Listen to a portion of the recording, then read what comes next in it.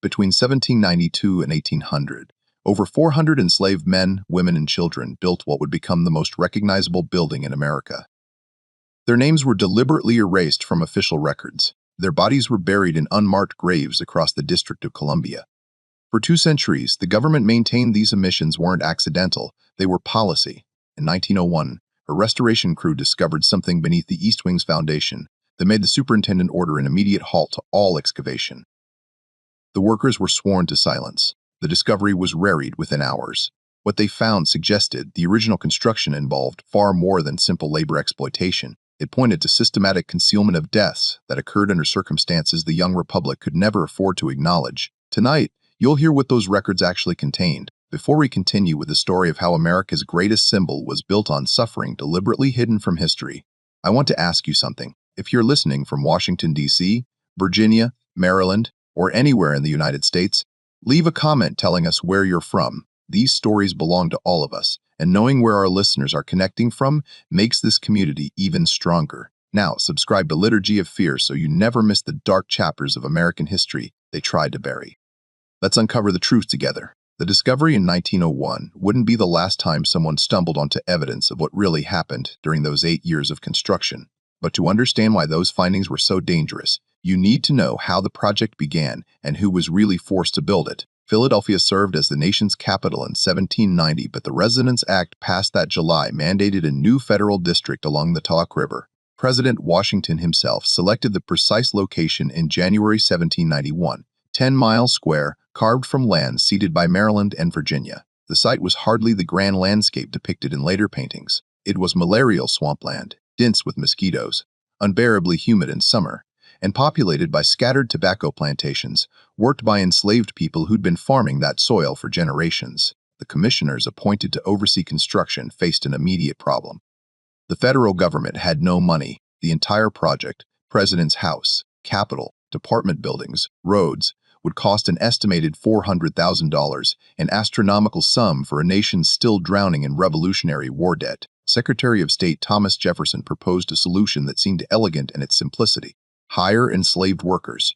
Their masters would be paid a rental fee, typically $5 per month per enslaved person, while the workers themselves would receive nothing beyond basic food and shelter. This arrangement, Jefferson argued in a letter dated March 1792, would keep costs manageable while ensuring the work proceeds without delay or complaint. The chief architect, James Hoban, an Irish immigrant who designed several prominent buildings in Charleston, submitted plans for the President's House in July 1792.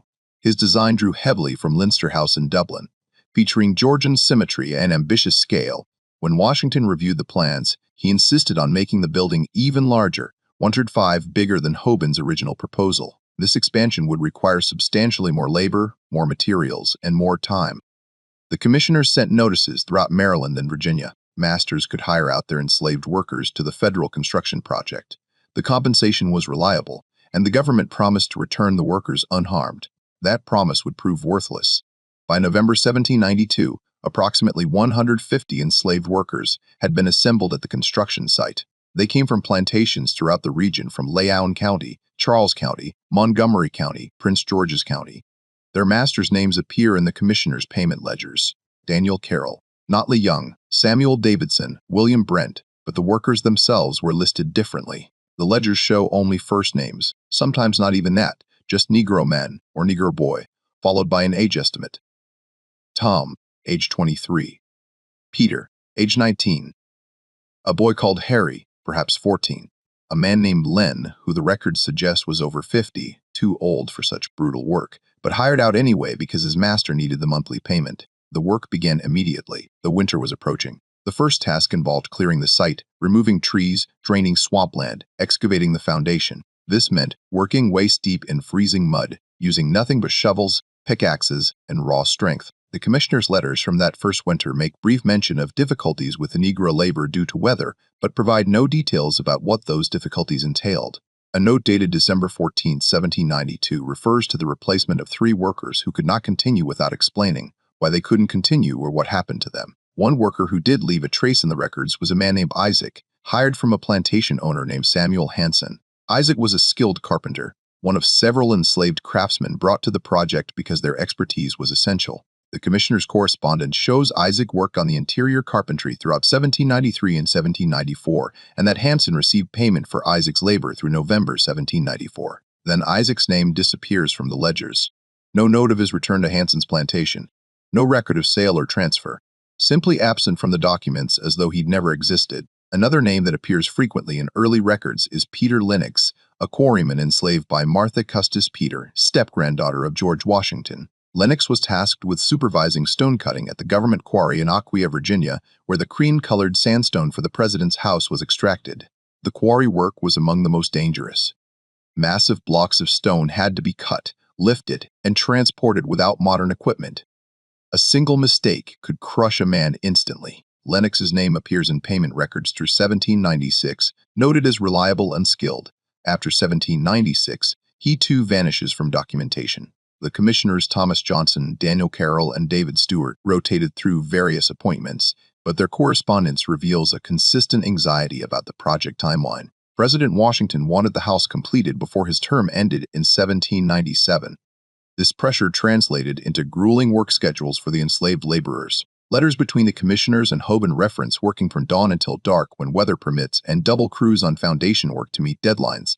These brief mentions hint at the reality. 16-hour days, 7 days a week during good weather, with no compensation beyond minimal food. The living conditions were equally harsh. The enslaved workers were housed in temporary wooden structures near the construction site, crude barracks that offered little protection from the elements. An expense record from March 1793 notes the purchase of straw for Negro quarters, suggesting they slept on the ground with only straw for bedding. Another entry from August 1793 authorizes the purchase of salt fish and cornmeal for feeding Negro workers.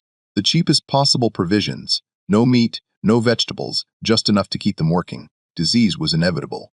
The swampland bred malaria, typhoid, dysentery. The commissioner's letters occasionally mention sickness among the workforce, always framed as an inconvenience to the construction schedule.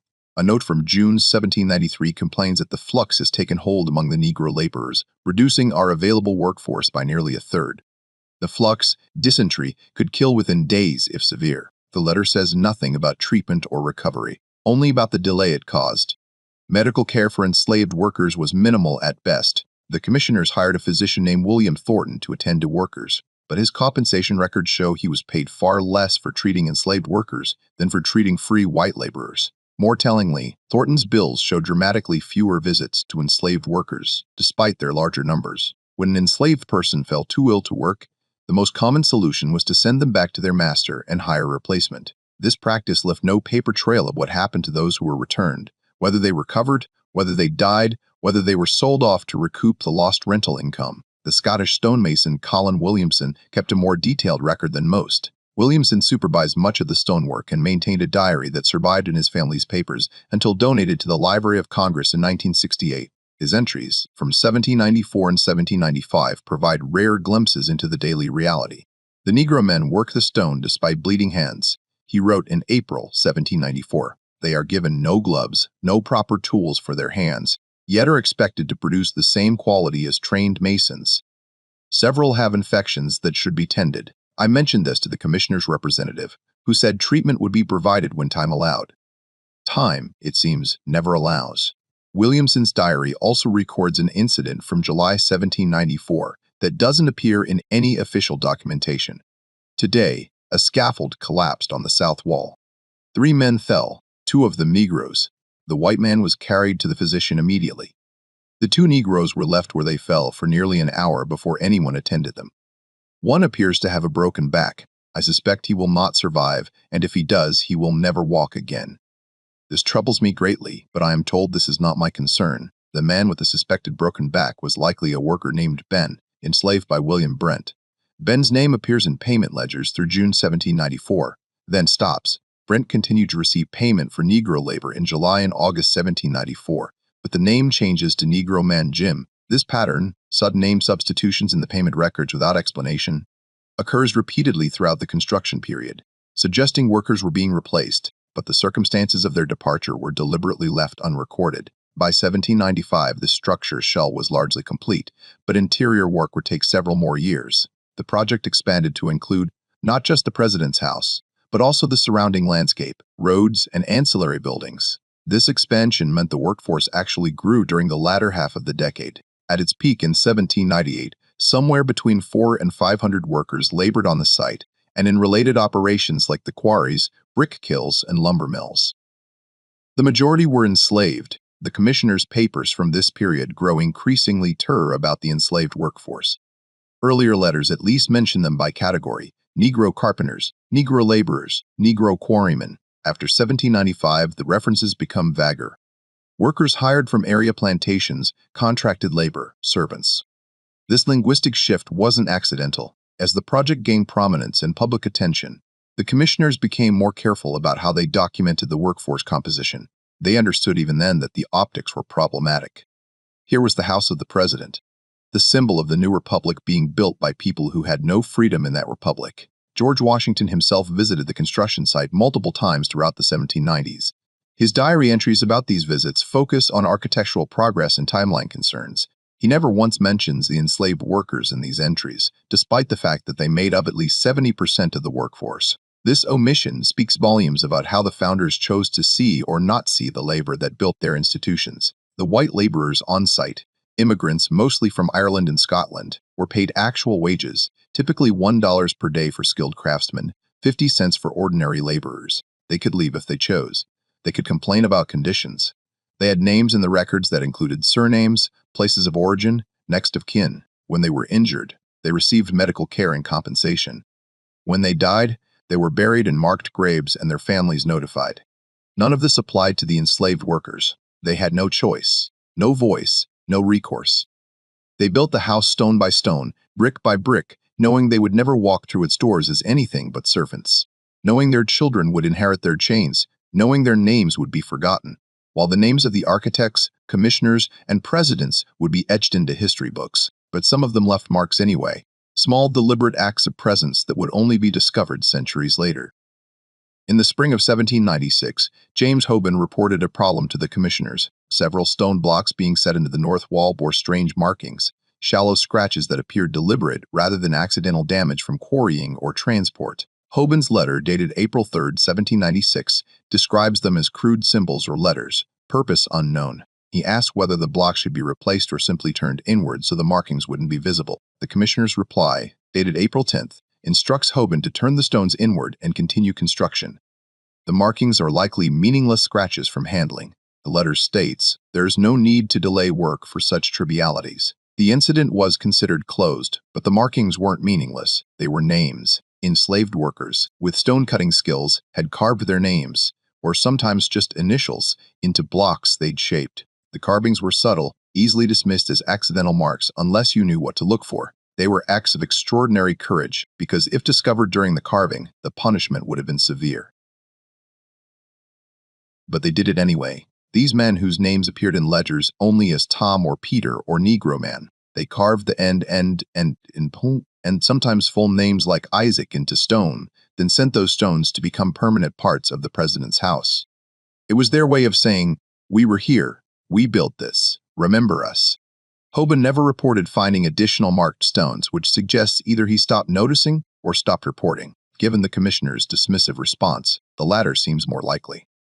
Why bother the commissioners with something they'd already deemed irrelevant? The marked stones weren't discovered again until 1902 during Theodore Roosevelt's renovation of the building. Workers removing plaster from interior walls found the stones with their carvings turned inward exactly as Hoban had been instructed to place them. The renovation supervisor, a man named Charles McKim, made a note of the discovery in his private records. Found various stones with crude markings on interior faces. Some appear to be initials or names. Origin uncertain. Likely made by workers during original construction. McKim's note suggests he understood the significance, but no official report was ever filed. The stones remained in place, hidden behind new plaster. But the marked stones were only a small part of what had been deliberately concealed. The more significant hiding began in the summer of 1797, following an incident that could have destroyed the project's already fragile reputation. July 1797 brought one of the worst heat waves anyone could remember. Temperatures climbed above 100 degrees for days on end. The combination of extreme heat, swampland humidity, and inadequate water supplies created catastrophic conditions for the workers. Within 2 weeks, dozens of enslaved laborers fell ill with what the commissioner's correspondence refers to vaguely as summer fevers. The commissioners sent urgent letters to plantation owners. Your workers have taken sick and cannot continue. Send replacements. These letters are unusually numerous for late July and early August 1797. At least 23 survive in the archives. Each requests immediate replacement workers, which suggests the number of sick workers exceeded 23, possibly by a substantial margin. What happened to those workers? The commissioner's papers contain no follow-up correspondence explaining their fate. The plantation owner replies where they survive are Turk acknowledged. Replacements sent. No mention of the sick workers being returned. No mention of their recovery or death. Nothing. Colin Williamson's diary entries from this period are harrowing. The sickness spreads through the Negro quarters like wildfire. He wrote on July 23, 1797, "I have seen at least a dozen men too weak to stand. Yet there is no physician attending them. They lie in those wretched barracks, burning with fever, and no one seems concerned except to determine when replacement workers will arrive. I asked the commissioner's man what provisions have been made for treatment. He told me the sick ones have been moved to an isolated area to prevent contagion spreading to the other workers. When I asked where this isolated area was, he became evasive and told me it was not my affair." Williamson's entry from July 28 is more disturbing. "I have learned where the sick are being kept. There is a hastily constructed shed near the old kiln site, perhaps a /4 mile from the main construction. I walked there this morning despite being told to keep to my assigned area. What I found troubles me deeply. At least 20 men lie in that shed with almost no care. One woman, a young girl, really cannot be more than 16, tends to them as best she can with nothing but water and rags. The heat inside that shed is unbearable. Many of the men are clearly dying. I confronted the overseer about this barbaric treatment and was told quite plainly that the commissioners cannot afford to halt construction for illness, that the sick will either recover or they won't, and that my job is stonework, not nursing. I feel ashamed to be part of this enterprise." The young girl Williamson mentioned appears nowhere in official records. Enslaved women worked on the project too, primarily as cooks and laresses, but their presence is barely documented. This particular girl may have been brought specifically to tend the sick, an enslaved person with nursing experience hired temporarily and then returned to her master when the crisis passed or didn't pass. Williamson's final entry on the subject, dated August 5, 1797, is chilling in its brevity. "The shed near the kiln is empty now, all of them. I asked what happened to the men who were there. I was told they'd recovered and been sent back to their plantations, but I saw no wagons arrive to transport them. I saw no men walking or being helped away. The shed is simply empty and no one will speak of it. I suspect something terrible has occurred, but I have no proof and no one to tell who would care.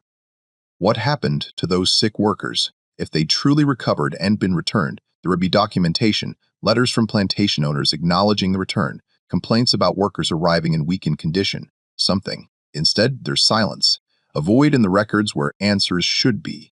One of the few surviving plantation owners' letters from this period provides a troubling hint. Samuel Hanson, the man who'd hired out Isaac the carpenter, wrote to the commissioners in September 1797, inquiring about 3 of his enslaved workers who'd been sent to the project in June. "I have received payment for their labor through July," Hanson wrote, "but they have not been returned as I expected when I sent replacement workers in August. I would like to know their whereabouts and when they might return, as I have need of them for harvest work."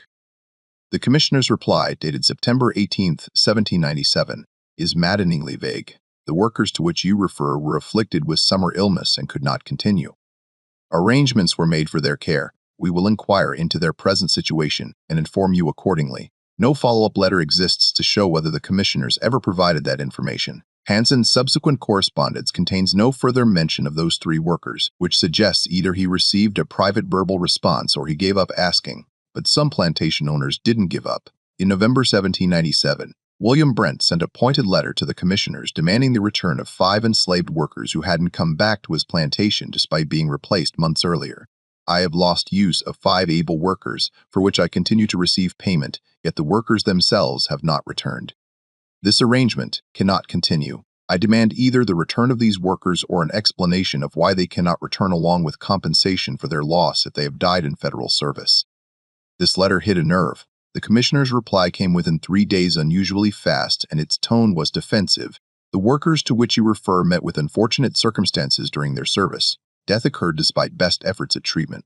We regret this outcome, but note that the work they were engaged in carried inherent risks, which were known when they were contracted. Payment to you for their labor will cease as of November 1, 1797. No additional compensation can be provided." So at least 5 of Brent's workers had died. The commissioners admitted as much when forced to, but no details were provided about how they died, where they were buried, or whether their families were notified. The letter treats their deaths as an unfortunate but unremarkable business matter. The workers died, the rental payment stopped, the matter was closed.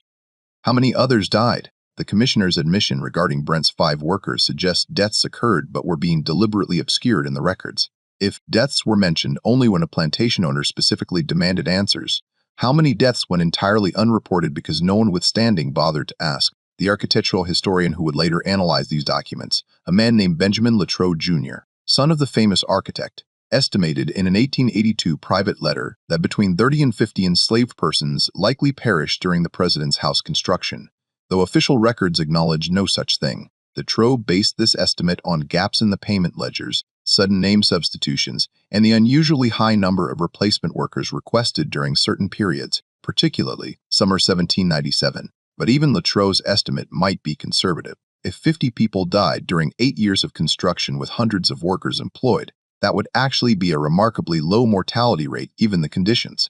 Other large construction projects of the era, canals, fortifications, harbor works, regularly saw mortality rates of 10 to 15% among enslaved workers. If that rate applied to the president's house with an estimated 400 to 500 enslaved workers cycling through the project, the death toll could have been 40 to 75 people.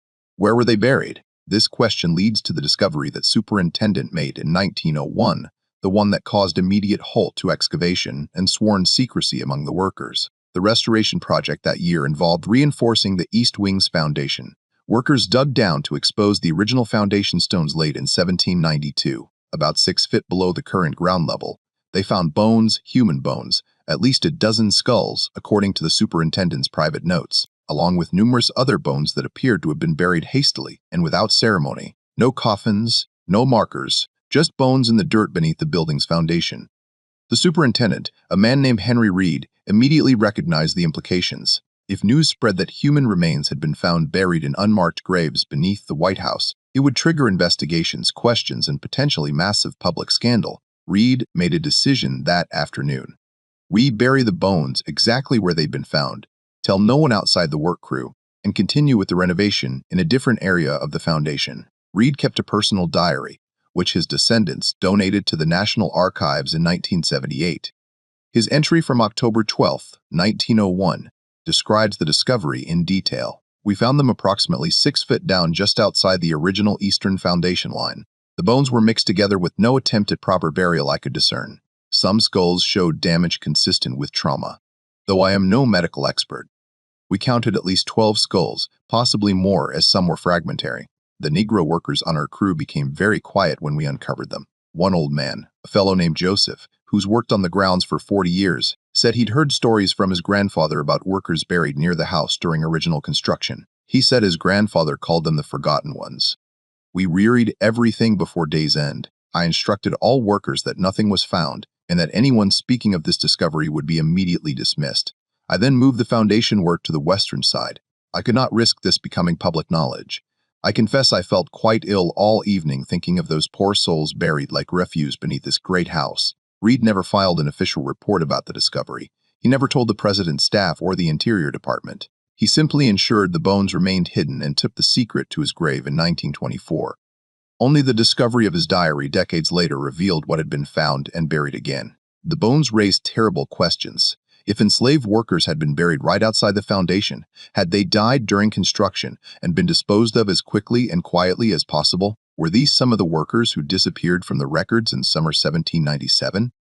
Were there more burial sites elsewhere on the grounds that had never been discovered? Reed's diary mentions that the bones showed damage consistent with trauma. This could mean many things. Injuries from construction accidents, the physical toll of brutal labor, or even violence. The diary doesn't elaborate. And without proper forensic examination, which Reed refused to allow, the truth about how these people died would remain forever unknown. What is certain is that at least a dozen human beings were buried in unmarked graves on the White House grounds, and that this fact was deliberately concealed not just in 1797, but again in 1901, when the evidence was literally in hand. Someone decided both times that these deaths were better left unacknowledged. But the question of who made that decision in 1797 and whether the deaths were truly accidents or something worse would haunt the project's later history. The president's house wasn't completed until November 1800, when John Adams became the first president to occupy it. By then, most of the enslaved workers who'd built it had been returned to their plantations scattered across Maryland and Virginia, their role in creating the building already being written out of the official narrative. The commissioner's final report on the project, submitted in December 1800, is a masterpiece of omission. It details every architectural feature, every cost, every challenge overcome. It praises James Hoban's design and George Washington's vision. It thanks the skilled craftsmen who brought the building to life. It never once mentions that the majority of those craftsmen were enslaved people who received no payment, no recognition, and in some cases no burial. Thomas Jefferson moved into the house in March 1801 after his inauguration. Jefferson brought his own enslaved workers from Monticello, cooks, servants, laborers to maintain the grounds. For Jefferson, the presence of enslaved people in the building wasn't ironic or contradictory. It was simply the way things were. He wrote eloquently about liberty while surrounded by people who had none. And he never seemed to grasp the profound dissonance in this arrangement. The building became known as the White House decades later, though the origin of that name is disputed. Some say it came from the white paint used to cover the sandstone walls after British troops burned the building in 1814. Others claim it was always called that because of the aqua sandstone's natural color. Either way, the name took hold, and with it, a mythology about the building's construction that was almost entirely false. Official White House histories written throughout the 19th century barely mentioned the enslaved workforce. When they did acknowledge their existence, it was with euphemistic language like servants, workers from local plantations, or contracted labor. The implication was always that these were ordinary employees doing ordinary work for ordinary compensation. The fact that they were enslaved, that they had no choice, that they received nothing, all of this was smoothed over, sanitized, rendered invisible. Even histories that acknowledged slavery's role in construction minimized it. An 1831 guidebook to Washington described the building as erected by skilled craftsmen and laborers brought together through the federal commissioner's diligent efforts. Technically true, but brought together makes it sound like a voluntary collaboration rather than coerced labor. The guidebook's author, a man named Jonathan Elliott, certainly knew the truth. He'd researched the commissioner's papers, but he chose language that wouldn't disturb readers' patriotic pride in the building. This pattern of selective memory continued through the century when major renovations occurred in the 1820s, 1830s, and 1860s. Newspapers covered them extensively, but never thought to investigate who'd built the original structure or under what conditions. When presidents gave tours and speeches about the house's history, they spoke of architectural influences from Irish and Scottish traditions, but never mentioned the African hands that actually constructed the walls. Some people knew the truth, though. They just didn't have platforms to share it. Among the enslaved community in Washington and surrounding areas, the story of the building's construction was passed down through generations. Elderly people who'd worked on the project told their children and grandchildren what it had really been like. They described the heat, the sickness, the friends who disappeared and never returned. They talked about the bones buried on the grounds, the marked stones hidden in the walls, the names that no one would remember. One of these stories was preserved in a remarkable document discovered in 1978. Among papers donated to Howard University was a handwritten narrative by a woman named Celia Robertson, born into slavery in 1819. Robertson's grandfather, Thomas, had worked on the president's house construction in the 1790s. She wrote down his stories as he told them to her in the 1840s, creating one of the only Firthan accounts of what the work was actually like. Thomas's stories, filtered through his granddaughter's memory and writing, paint a picture that's far darker than any official history. Grandfather Thomas said they worked until their hands bled and their backs couldn't straighten. He said the white overseers didn't see them as men, but as tools like the hammers and saws. When a tool broke, you got another. When a man fell, you got another man. He said they buried friends in the night when no one was watching. Said prayers over them that nobody wrote down. He said his friend Peter carved his name in a stone and told Thomas, "They'll forget us, but the stone will remember long after we're gone. Our names will be in those walls even if nobody can see them." Grandfather cried when he told me that.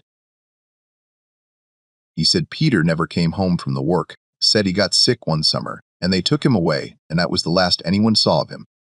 Celia Robertson's account continues with stories of her grandfather's trauma from the experience. He had nightmares about the house for the rest of his life. She wrote he'd wake up shaking, saying he could still hear the sounds of men dying in that shed where they put the sick ones. He said he tried to help them, tried to bring them water, but the overseers wouldn't let him near. He said you could hear them calling out for their mothers, for their wives, for water, for mercy. He said the sound stopped after a few days. And then the shed was empty, and nobody would say what happened to those men. Thomas also described the incident that left several workers dead from a scaffolding collapse, confirming Colin Williamson's diary entry. Grandfather said he saw the scaffold break and 3 men fall, 1 white man and 2 colored. The white man was carried away and tended to immediately. The 2 colored men lay there broken on the ground for near an hour before anybody even looked at them. One man had his leg twisted wrong and kept screaming. The other wasn't moving at all. Finally, they carried them both to the shed. He never saw either of them again. Robertson's document wasn't publicly known until it was discovered among Howard University's archives and written about in an obscure academic journal in 1982. Even then, it received little attention. The mainstream historical community largely ignored it, perhaps because it contradicted the more comfortable narrative about the building's origins that had been established over nearly 2 centuries. But the document raised important questions. If Thomas's memories were accurate, and there's no reason to think his granddaughter fabricated them, then the official record had deliberately obscured numerous deaths and terrible working conditions. The shed where they put the sick ones matched the location Colin Williamson described in his diary.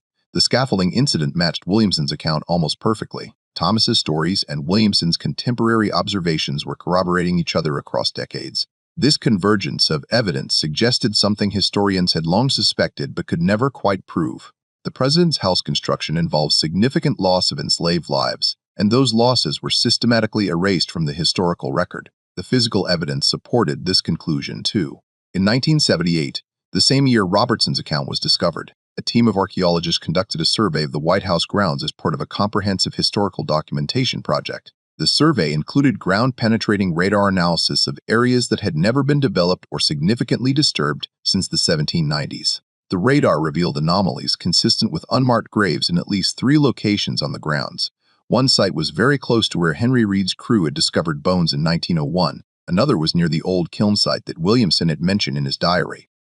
The third was in an area that's now part of the Rose Garden. The archaeologists noted these findings in their technical report, but recommended against excavation, given the political sensitivity of potentially discovering human remains on the White House grounds, the report stated, and the fact that any such remains would likely be enslaved individuals buried without ceremony or record. We recommend these sites be left undisturbed and marked as potentially sensitive areas for future reference. In other words, we know there are probably bodies buried here, but digging them up would be politically complicated. So let's just note it and move on. This decision, like Henry Reed's decision in 1901 and the commissioner's decisions in the 1790s, prioritized institutional reputation over historical truth and human dignity. The people buried in those unmarked graves had been forgotten in death just as they'd been exploited in life. Even when evidence of their existence surfaced, the response was to rebury it, literally or figuratively. The architectural historian who'd estimated 30 to 50 deaths, Benjamin Latrobe Jr., became obsessed with uncovering the true toll.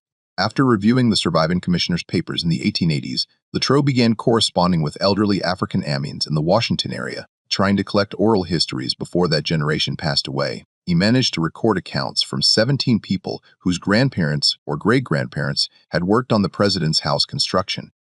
Their stories were remarkably consistent. All mentioned brutal working conditions, insufficient food and water, endemic sickness, and people who vanished from the workforce and were never heard from again. Several specifically mentioned the summer of 1797 as particularly deadly. One man told Latrobe, "My grandmother said her uncle went to work on the president's building and caught the fever that summer when it was so hot. She said they took him to a place away from the others, and her mother went looking for him, but couldn't find where they put him. Later, they told her he'd died and been buried, but they wouldn't say where. She looked for his grave for years but never found it." Latrobe compiled these accounts into a manuscript he hoped to publish as a corrective to the sanitized histories. He titled it The Hidden Cost, Enslaved Labor in the Construction of Federal Buildings, but no publisher would touch it. Latrobe tried for 5 years to get the manuscript published, but the rejections were unanimous, too controversial, not appropriate for current readership, lacked sufficient documentation, and, most tellingly, would damage the reputation of venerable institutions. Latrobe died in 1887, bitter and frustrated. His manuscript remained unpublished until 1934, when a small academic press released it in an edition of just 500 copies. It sold poorly and quickly went out of print. The book is now extremely rare. Most copies were lost or destroyed over the years. Only about 24 copies are known to exist today, scattered among university libraries and private collections. Even when the truth was documented and available, it couldn't gain traction against the established narrative. The mythology of the White House as a symbol of democratic ideals and American values was too powerful, too important to national identity, acknowledging that it had been built on the backs of enslaved people who died unmarked and forgotten. That acknowledgement would require confronting uncomfortable truths about the nation's founding that most Americans weren't ready to face. So, the truth remained buried, quite literally in some cases beneath decades and then centuries of silence. The president's house wasn't completed until November 1800, when John Adams became the first president to occupy it. By then, most of the enslaved workers who'd built it had been returned to their plantations scattered across Maryland and Virginia, their role in creating the building already being written out of the official narrative. The commissioner's final report on the project, submitted in December 1800, is a masterpiece of omission. It details every architectural feature, every cost, every challenge overcome. It praises James Hoban's design and George Washington's vision. It thanks the skilled craftsmen who brought the building to life. It never once mentions that the majority of those craftsmen were enslaved people who received no payment, no recognition, and in some cases, no burial. Thomas Jefferson moved into the house in March 1801 after his inauguration. Jefferson brought his own enslaved workers from Monticello, cooks, servants, laborers to maintain the grounds. For Jefferson, the presence of enslaved people in the building wasn't ironic or contradictory. It was simply the way things were. He wrote eloquently about liberty while surrounded by people who had none, and he never seemed to grasp the profound dissonance in this arrangement. Among the enslaved community in Washington and surrounding areas, the story of the building's construction was passed down through whispered conversations and quiet warnings. Elderly people who'd worked on the project told their children what it had really been like.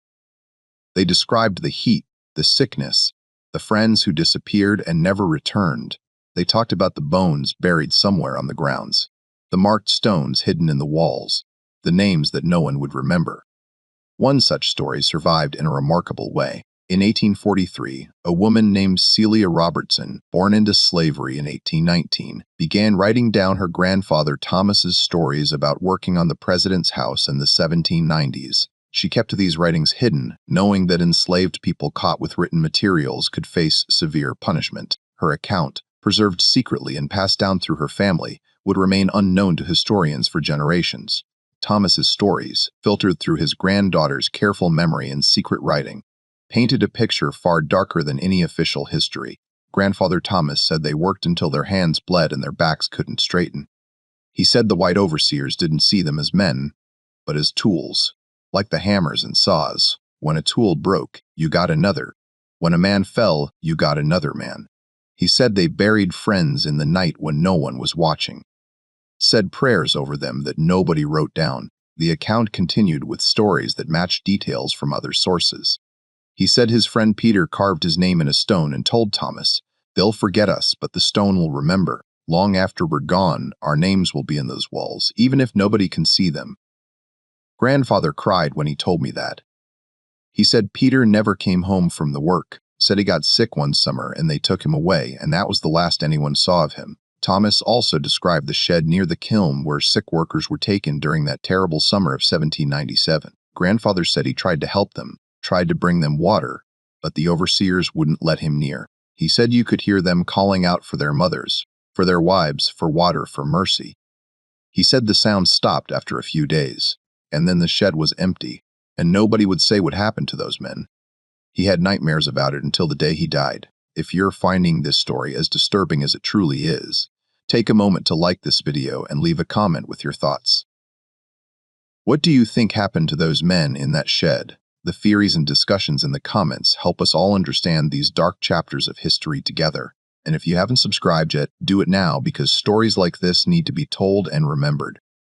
Celia Robertson's account remained hidden in her family for decades after her death in 1889. By then, official histories of the president's house had already solidified into comfortable mythology that barely acknowledged enslaved labor at all. An 1831 guidebook described the building as erected by skilled craftsmen and laborers brought together through the federal commissioner's diligent efforts. The phrase "brought together" made coerced labor sound like voluntary collaboration. Meanwhile, occasional evidence would surface that contradicted the sanitized narrative, only to be quickly buried again.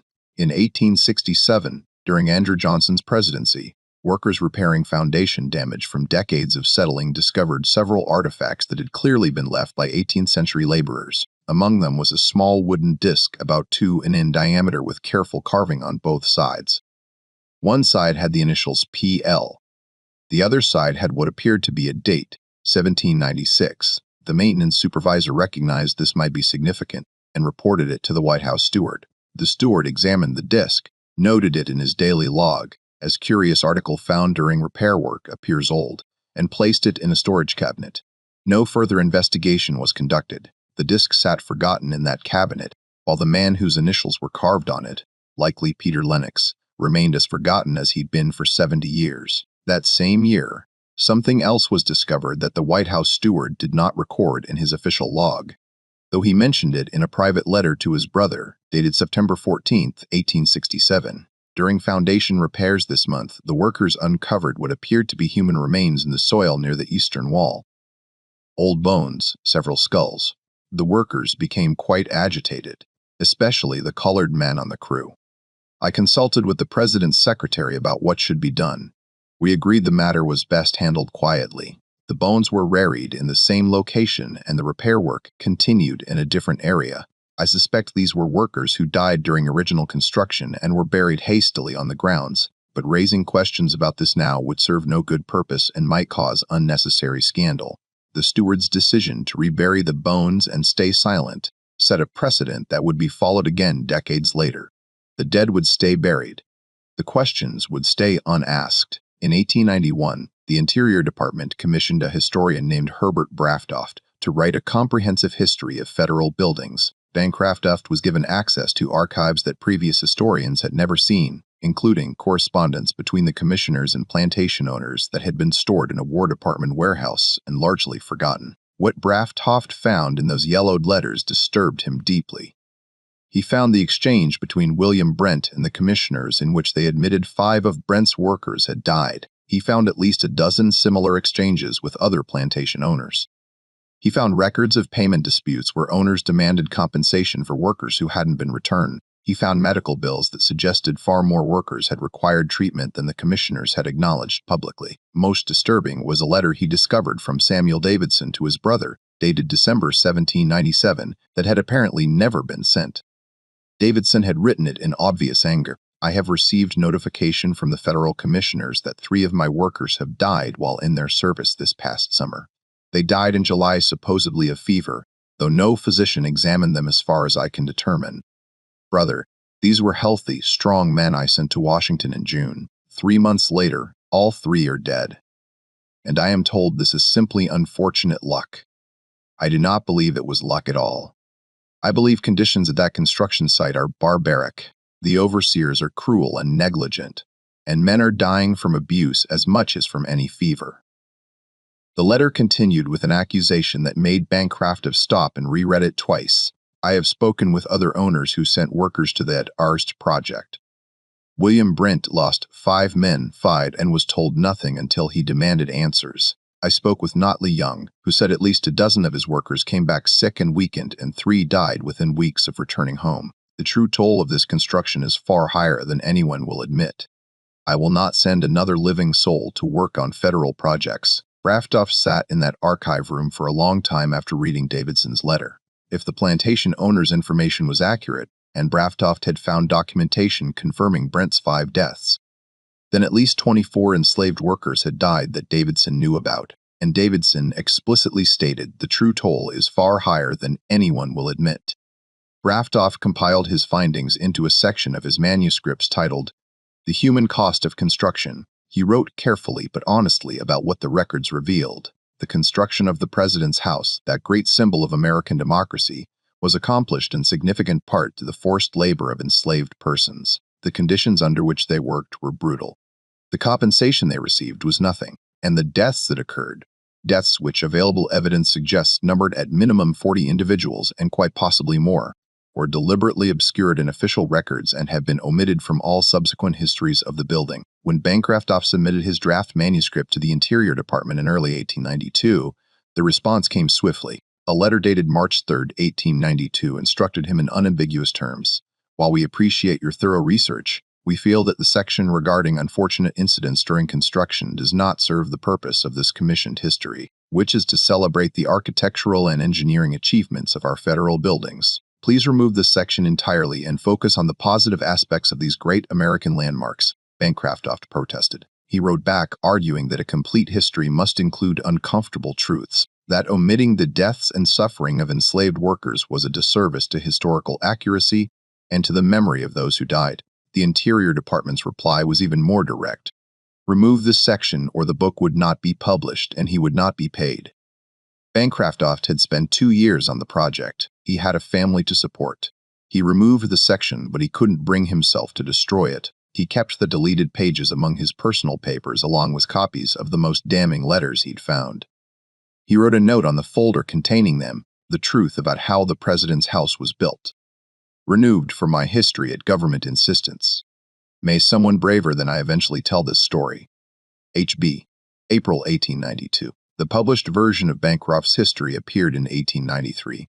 It contained exactly one paragraph about enslaved labor. The project employed workers from area plantations under contract with their masters, a common practice of the era. These workers contributed their skills to the construction of this magnificent building. Bancroft's deleted section, with its careful documentation of deaths, its quotes from Davidson's damning letter, its estimate of 40 or more casualties, remained in his personal files. When Bancroft died in 1918, his papers were stored in boxes by his family who didn't know what historical significance they contained. The architectural historian Benjamin Latrobe Jr., son of the famous architect, had spent years in the 1880s trying to piece together the truth about the president's house construction. He reviewed what records he could access. He'd interviewed elderly African Americans whose grandparents or great-grandparents had worked on the project. He collected 17 oral histories, all consistent in describing brutal conditions, endemic sickness, and people who vanished and never returned. Latrobe compiled everything into a manuscript he titled Hidden Cost in Slave Labor in the Construction of Federal Buildings. He estimated, based on gaps in payment records and the oral histories he'd collected, that between 30 and 50 enslaved persons had likely perished during the president's house construction. For 5 years, Latrobe tried to find a publisher. Every response was the same: too controversial, not appropriate for current readership, lacks sufficient documentation, and most tellingly would damage the reputation of venerable institutions. Latrobe died in 1887, his manuscript unpublished. His papers were donated to a university library where they sat uncatalogued and unread in boxes marked simply, Latrobe, Architectural Notes. The truth was available. It was documented. It was in archives and family papers and university collections, but it couldn't gain traction against the established narrative. The mythology of the White House as a pure symbol of American ideals was too important, too central to national identity. Acknowledging it had been built on the backs of enslaved people who died and were forgotten. That acknowledgement would require confronting truths that most Americans in the late 19th century weren't willing to face. In October 1901, the discovery that Henry Reed's crew made beneath the East Wing Foundation brought all of these buried truths rushing back to the surface, at least for the few people who knew about it. The restoration project that fall involved reinforcing foundations that had settled over a century. Workers dug down to expose the original stones late in 1792. At approximately 6 feet below the current ground level, a worker's shovel struck something that wasn't stone or soil. He called his foreman over. They dug more carefully. Bones. Human bones. A skull. Then another. Then more. The foreman immediately stopped the crew and sent for Superintendent Henry Reed. Reed arrived within the hour and examined what they'd uncovered. At least a dozen skulls were visible, along with numerous other bones that appeared to have been buried hastily without ceremony. No coffins, no markers, no artifacts, just human remains discarded in the dirt beneath the building's foundation. Reed was 53 years old and had worked on prominent buildings throughout Washington for 30 years. He understood immediately what he was looking at and what it meant. He also understood that if this discovery became public knowledge, it would trigger questions that would lead to investigations that would uncover the history that had been so carefully buried for a century. He made his decision within an hour. The crew would rebury everything exactly where it had been found. They would tell no one. They would move the foundation work to the western side of the building, and every worker on the crew would be told that discussing this discovery with anyone would result in immediate dismissal. The Negro workers on the crew had become very quiet when the bones were uncovered. One older man, a laborer named Joseph, who'd worked on the White House grounds for 40 years, approached Reed as the reburial was taking place. "Sir," Joseph said quietly, "my father worked on building this house back in the old days. He told stories before he died. He said, there were men buried near the house, workers who died, and nobody wanted to make a fuss about it. He called them the forgotten ones." Reed looked at the old man. "Did your grandfather say how many?" "He didn't know for certain, sir, but he said it was more than a few. He said there was a bad summer, terrible hot, and a lot of men got sick. He said they took the sick ones away to a shed somewhere, and after a while, you didn't hear them anymore. He said folks knew they died, but nobody would say it plain. Just buried them quiet and kept working." Reed nodded slowly. "Thank you for telling me that, Joseph. But this discovery, what we found today, it doesn't leave this worksite. You understand?" "Yes, sir. I understand." Joseph paused, "But those men deserve better than being buried twice with no one knowing." "I know they do," Reed said. "But that's not a decision I can make." That evening, Reed sat in his room at a boarding house near the White House and wrote in his personal diary, "We found them today. At least 12 skulls, possibly more, buried roughly outside the original Eastern Foundation. No coffins, no markers, no dignity. Some skulls showed damage that might be from trauma, though I'm no expert." Joseph, one of our Negro workers, said his grandfather told stories about workers buried near the house during construction. He called them the forgotten ones. An apt name. We reread everything this afternoon. I've told the crew that anyone who speaks of this will be dismissed immediately. I've moved the foundation work to the west side. This discovery cannot become public knowledge, but I confess I felt ill all evening thinking of those souls buried like Rifu beneath this great symbol of our republic.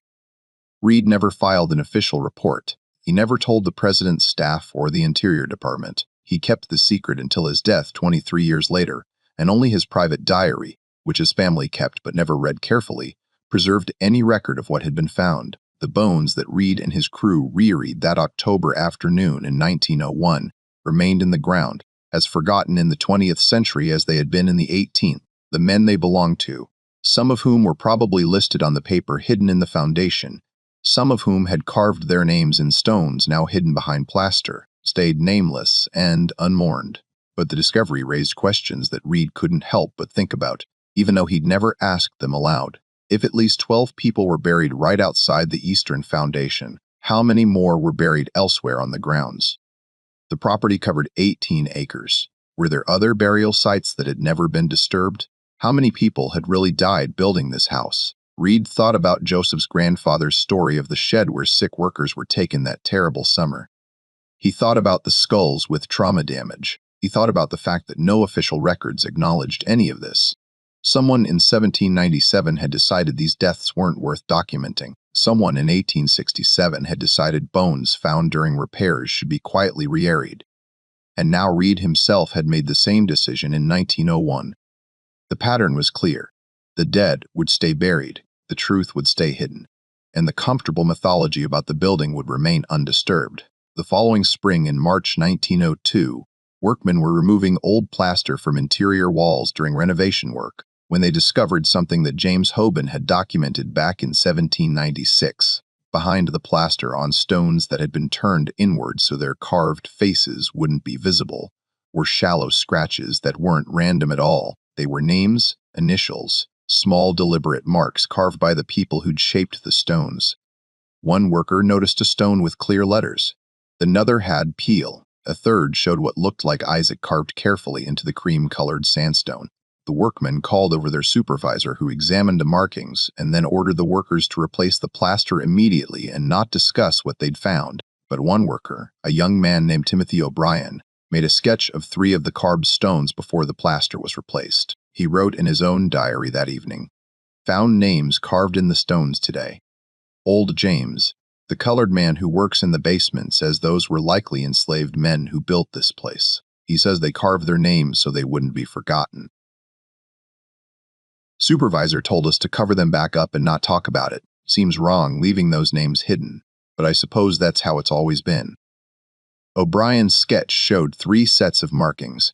T on one stone, PL on another, Isaac on a third, Peter Lennox, Thomas Isaac, names that appeared in the commissioner's payment ledgers a century earlier, now rediscovered, carved in stone, and immediately hidden again. The plaster was replaced that afternoon. The names were covered once more. The workers moved on to other walls, other renovations. Within a week, everyone had stopped thinking about the carved stones. If they'd thought about them at all, Theodore Roosevelt, who occupied the White House during these renovations, was never told about the bones found the previous year or the carved names discovered that spring. The information was deemed irrelevant to the president's concerns. Superintendent Reed had kept his silence, and the renovation supervisors saw no reason to break it. By the summer of 1902, all the renovation work was complete. The White House looked magnificent. Its structure reinforced, its interiors refreshed. Visitors admired the building's beauty and historical significance. Tour guides told stories about the architecture, the presidents who'd lived there, the important decisions made within its walls. No one mentioned the bones buried on the grounds. No one spoke of the names hidden in the walls. No one acknowledged the price that had been paid to build this symbol of American democracy. In plantation communities throughout Maryland and Virginia, elderly people still told stories about grandparents or great-grandparents who'd worked on the president's house construction and never came home. These stories were passed down through generations, preserved in African-American families even as they disappeared from official history. But by 1902, most of those elderly storytellers had died. Their children remembered some of the stories, but the details grew vaguer with each generation. Names were forgotten. Specific incidents blurred together. The truth became harder to distinguish from embellishment or confusion. Celia Robertson had died in 1889, and her carefully hidden writings about her grandfather Thomas's experiences remained secreted away, unknown to anyone outside her immediate family. Herbert Bankfray's deleted manuscript section sat in a box in his study. Benjamin Latrobe Jr.'s unpublished book gathered dust in a university storage room. The White House steward's 1867 letter to his brother about finding bones had been discarded after his brother's death. Henry Reed's diary sat on a shelf in his bedroom, unread by anyone. The truth existed, scattered across dozens of documents and memories and hidden artifacts. But scattered truth is invisible truth. Without someone to gather the pieces, to insist they mattered, to force the uncomfortable questions, the truth might as well not exist at all. The president's house stood gleaming in the Washington sun, arguably the most recognizable building in America. Visitors from across the country came to admire it. School children learned about its history. Artists painted it. Photographers captured it. Politicians worked within it, and beneath their feet, in unmarked graves scattered across the grounds, lay at least a dozen people who'd built the foundation those visitors walked upon. No one knew their names. No one knew exactly where they were buried. No one knew precisely how they died or how many others had died with them. The questions that should have been asked in 1797 were never asked. The investigations that should have happened in 1867 or 1891 or 1901 never occurred. The recognition that should have been given was never offered. The carved names stayed hidden behind plaster. The bones stayed buried in the earth. The documents stayed scattered and unread in various archives and private collections, and the comfortable myth that the president's house had been built by skilled craftsmen working under normal circumstances remained undisturbed. In the Negro neighborhoods of Washington, some people still knew different. Old folks would point toward the White House and say, "My people built it with their own hands, and got nothing for it." Some of them died building it and got buried right there on the grounds.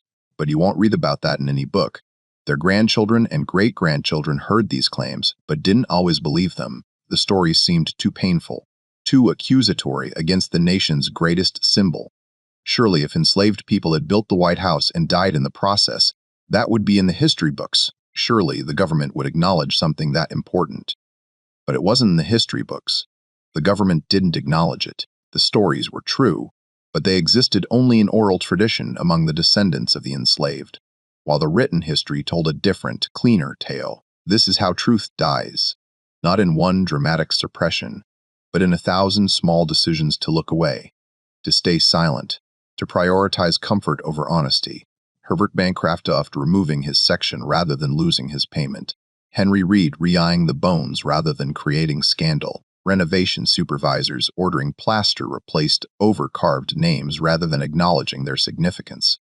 Each decision seemed reasonable in isolation. Each person who chose silence had understandable reasons. But the accumulation of all those reasonable decisions meant that people who'd built the White House with their own hands, who'd died in the process, who'd carved their names in stone, hoping to be remembered, those people were forgotten anyway. The White House still stands more than a century after those bones were found and re-airied. It stands on foundations laid by people whose names were erased from history. It was built with labor that was never compensated, never acknowledged, never honored, and for generations after 1902, the comfortable mythology persisted because the truth had been buried too many times, too deeply by too many people who chose not to see it. This mystery shows us how historical truth can be methodically erased through seemingly reasonable decisions, how institutional silence can be more powerful than active censorship, and how people can build the most famous symbols while remaining utterly invisible themselves. It shows us that the cost of maintaining comfortable myths is often paid by those who have no voice to protest, no power to demand remembrance, no way to make history acknowledge they existed. What do you think happened to all those workers whose names disappeared from the records?